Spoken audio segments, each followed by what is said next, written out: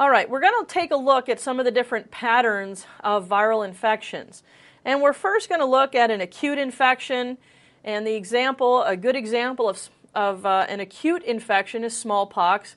It's kind of an extreme example, but it's an example nonetheless.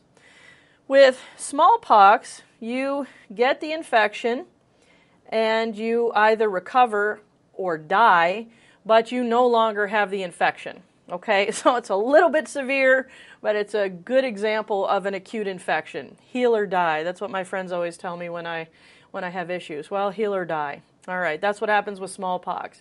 You either heal or die. In any case, you have an acute infection. Okay, now, there's another example in which you can have an acute infection, but a late complication. And the good example here is subacute sclerosing panencephalitis. In certain individuals that get a measles virus infection, after the infection is gone, again, there's really not any intact virus being made, but you have kind of this defective virus left over.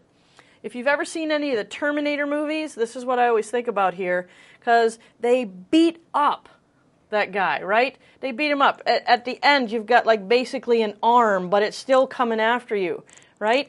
That's what happens here. The measles were going down where the immune system's definitely handling the infection, and what you have left is just a defective virus with like a little arm, okay? But that arm slowly causes degeneration of the CNS and results in something that we call subacute sclerosing panencephalitis. Now, latent infections, the classic latent infections are the herpes viruses. And the example here we're going to use is varicella-zoster virus, or VZV. You have what's called a primary infection, and in the case of VZV, this is very classic, where the primary infection with VZV is chickenpox. All right? You eventually recover from that infection, and the virus goes latent. Now, herpes viruses go latent at different sites. VZV happens to go latent in the dorsal root ganglia, and at some point later in life, generally when you're stressed out or you're not feeling well, when you enter into that sixth or seventh decade of life, typically it will reactivate. And when it reactivates from latency, VZV reactivates as shingles. All right? So that's a classic example of latency, and we're definitely going to talk more about latent viruses when we talk about the herpes virus family as a whole. The last example we're going to give of a pattern of a viral infection are chronic infections. Hepatitis B and hepatitis C are really good examples of chronic infections in which you acquire the infection and for one reason or another your immune system maybe isn't able to eradicate it, but the virus maintains replication basically for the rest of your life in a chronic infection. So that gives you some idea of the different types of infections we're going to be talking about as we start talking more and more specifically about the different viruses. Now, what are some of the cellular effects of viral infection? An abortive infection, okay, is where you're not going to get any viral production. A good example of an abortive infection is, let's say I have a cold, and I go home and I'm playing with my dogs, and I happen to be coughing all over the dogs. They clearly are going to inhale the virus particles from me. It's going to be an abortive infection because it's outside of its normal host. So it can't replicate, and it's basically going to abort the mission. All right?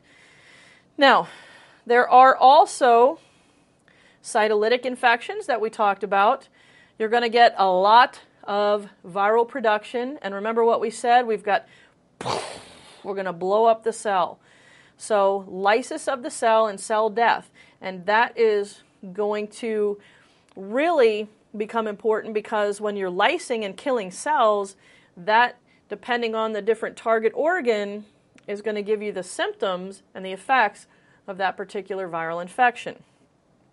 Now in the last category here, we have either persistent infections, enveloped, or latent or transforming infections. In this case, you can get viral production. You don't typically get viral reproduction during latency. And in transformation, when a virus is actually transforming a cell, it could be, touch and go. So maybe you're going to get some viral replication, maybe not. The fate of the cell is basically senescence. There's not going to be any real overt damage to the cell per se. A lot of the damage might be done from the immune system. Okay, so that gives you a little bit idea of some of the different types of viral infections that we're going to be talking about in Chapter 4. Now, this is a wonderful table for you, so we're going to spend a little bit of time on this table. In general, students are really uncomfortable with viruses because, again, there's no gram stain, there's no culture. You have to be a good diagnostician to really be able to have a good handle on the viruses. And what is going to be really, really helpful for you is knowing the age of the patient. Because I may tell you that I have an infant that has gastroenteritis, and then I may tell you I have an adult that has gastroenteritis. And it's watery, it's pretty much a viral gastroenteritis, and the only way that you're going to be able to differentiate between the two most likely causes is based on age. Okay? So for the viral infections, age is going to be big. All right? You really have to get a handle on that. When they mention an 8-year-old male presents with, a 20-year-old female presents with, that's huge for the viral infections. And this table summarizes the really main viruses you're going to see in each of those different age groups. All right? So here, in the first column under in utero, it lists the congenital infections. Okay? CMV, rubella, herpes simplex, HIV, and then B19. So it lists the ones that you can acquire in utero. If you look in the next column, we're looking at things that we can acquire at birth. So if the mother, for example, is infected with herpes simplex virus type 2 and it did not cross the placenta, the child can get it through passage of the birth canal. So they can acquire that at birth. Now, infants get a whole host of viral infections, some of which we get, but they may manifest differently in children and adults. And where you see the dashed lines under respiratory syncytial virus and parainfluenza is a good example. In the case of RSV, for example, infants can get a really severe bronchiolitis and even pneumonia from RSV. Adults will typically not get as severe of an infection with RSV. They'll typically get the common cold. The same holds true for parainfluenza. Parainfluenza virus in a child causes croup, which is that really barking cough that is very characteristic, very, very common in kids. You don't hear too many adults with that seal barky cough. Doesn't mean we don't get parainfluenza, it means we don't get croup. We'll get more of a presentation of a common cold. Again, some of the others that are listed, and again, keep in mind, this isn't all-inclusive, but it really does cover some of the major viral families. So rotavirus, infantile viral gastroenteritis, that's going to be different than Norwalk virus, which happens usually in school-age children and adults.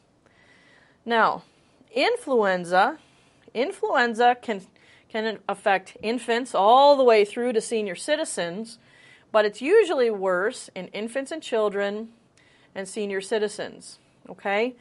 Now, anywhere in between, you're still going to be fairly acutely ill, but it doesn't tend to have as high of a mortality rate in the normal healthy population between, say, adolescence and middle age. Now, in children, we know we get a whole host of different viral infections. Starting at the top, you can see rubella, going down to B19, all the way through to chickenpox. And we do actually have vaccines for a lot of these, but you're still going to have to be able to recognize them. Again, people in the U.S. are stopping the vaccinations of their children. They're afraid of autism. And so we're actually starting to see some of these infections come back. I think something else that probably contributes to that as well is parents now don't remember how horrible these diseases were. So, for example, with poliovirus, where you get sick for a few days and within a few weeks' time you're paralyzed, we don't remember that. I was vaccinated, so I don't remember what a horrible, horrible disease that was. So because of that, we are seeing more and more kids that are unvaccinated, and you're going to be seeing some of these diseases, and they're all really highly tested on the USMLE. Now, in adolescents and adults, what you're seeing there are, some of the infections that you can get in childhood, but here's where you start to see some of the STDs come into play.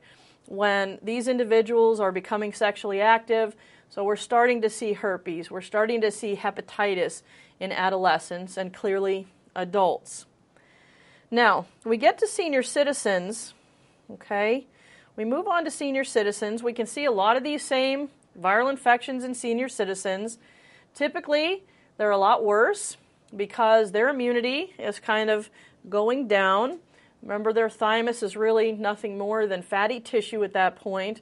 They're relying on a lot of memory that they've generated throughout their life. One of the things that does seem to be, in addition to influenza, for example, really, really problematic in senior citizens are a lot of the encephalitis viruses. So St. Louis encephalitis and West Nile encephalitis are brutal on senior citizens. Okay, so keep that table. You want to flag it because, again, one of the ways you're going to be able to differentiate one viral infection from another is going to be based on age. So star that one.